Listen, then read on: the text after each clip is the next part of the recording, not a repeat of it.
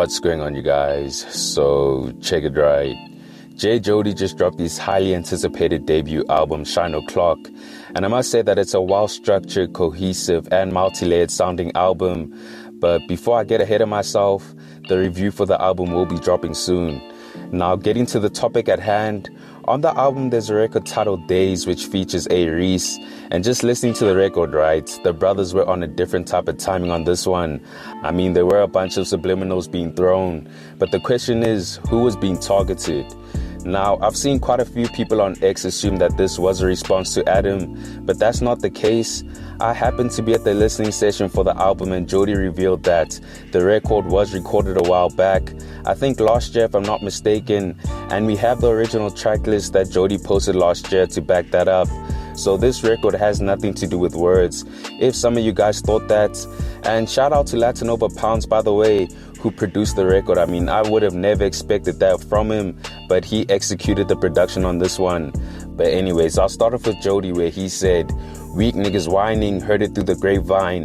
Niggas say they got your back, then stab you in the same spine. It's all survival, I get it, friends to rivals in a minute." So when hearing those lines for the first time, I was clueless as to who Jody was talking about. But after hearing the record a few more times and hearing what Reese had to say on his verse, well, it became more obvious. I mean, these subliminals were clearly for X Global. He's the only member who's been considered as crying by speaking on rumors and gossip, and clearly Jody felt betrayed by him, but he gets it. This is his way of trying to stay relevant or survive, essentially declaring himself as a rival at this point. Now with Reese, he had a few more lines addressing X, and he first started off by saying, "Only way I know you ain't better than me is cause you ain't got no haters, still praying for those who pray on me." So it sounds like Reese is addressing another artist with these lines, therefore we can eliminate Mash Beats from the equation, because I did see some people assume that it might be about him, but that's not the case. Now there's been one individual who has constantly been targeting Reese, and that's X Global. And it all started when X decided to sit down with Zynga for his episode of Chopping It. Now during that 3-hour-long episode, he broke down the inception of TWC and how they broke up. He spoke on the formation and end of Rubber Band Gang, and in between those conversations he would break down Reese's character, but not in a positive light. So from that point onwards, it was clear that X was no longer associated with Reese. Now even though X didn't have the nicest things to say about the boy, Reese is still praying for him. Now addressing the other lines, he recognizes that when it comes to the music, X has never been better than him. I mean, usually the artists that are held to a high regard are able to evoke emotions out of an audience, whether that's love or hate. And when it comes to the music, X has never had that ability, as Reese puts it. But anyways, he continued by saying, "Only time I let them play me was for royalties. Whatever they told you, they wouldn't say to me. Either you with me or against me, but you can't be nothing in between."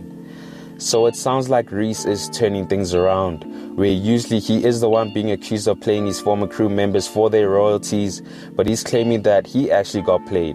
I mean, the thing about the royalties chat is we'll never know unless these niggas divulge more information with proof, but until then, it's all just hearsay. Reese also makes mention of how X would never say the things he said on Chopping It or on Twitter to his face, and he also doubles down on the fact that he wants his niggas to pick a side and not be neutral. Now, during the beginning of last year or towards the end of 2022, it seemed like X was still cool with both Reese and Mash, but then something happens and all of a sudden we have X always been seen with Mash and Words. So clearly a fallout took place, and now we are where we are with X, obviously against Reese. But anyways, Reese continued by saying, "I'd rather split a meal, they'd rather bite the hand that feed. I'd rather get the cake, they'd rather spill the tea."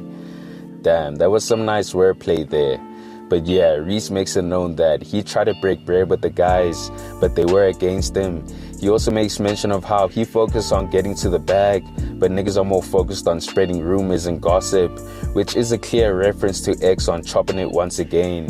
Now, if the album had dropped back when it was supposed to back last year when tensions were high amongst the crew members, then this record would have added more fuel to the fire in my opinion. But I guess it's a blessing that it didn't, because who knows what other damaging information would have been revealed. But with that said, I guess you could call this an official response from the brothers to what X said on the pod and everything thereafter. I'm sure he'll have something to say about this like he usually does. But you guys, let me know your thoughts on this.